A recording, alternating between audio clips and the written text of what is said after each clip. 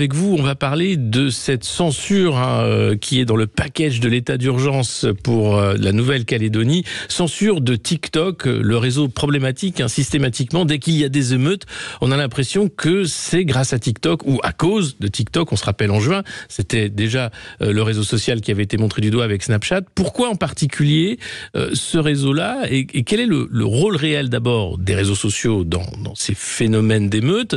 Et puis ensuite, on se posera la question de la validité d'une censure d'une telle plateforme. Et puis surtout, pourquoi TikTok et pas Snapchat? Et voilà. Alors les réseaux sociaux dans des émeutes, c'est une vieille histoire. Ça a commencé au printemps arabe, ça a même commencé avant, dans la révolution verte en Iran en 2009.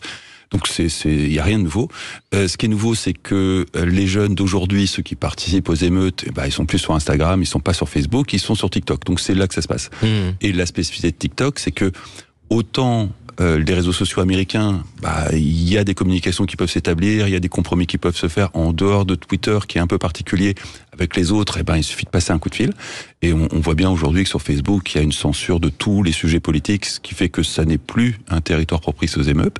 Par contre, sur TikTok, effectivement, la modération est beaucoup plus légère, comme sur Twitter d'ailleurs, et on y trouve des jeunes. Donc c'est évident qu'en cas d'émeute, TikTok et Snapchat sont les deux premiers visés. TikTok parce qu'il permet de lancer une dynamique, de rendre public ses exploits et d'inciter d'autres à les suivre, et Snapchat parce qu'il permet de se coordonner sans avoir besoin de leader dans une organisation qui fait des émeutes, qui fait des pillages. Et il n'y a absolument pas besoin de leadership. Le Snapchat fait office de coordination d'un groupe.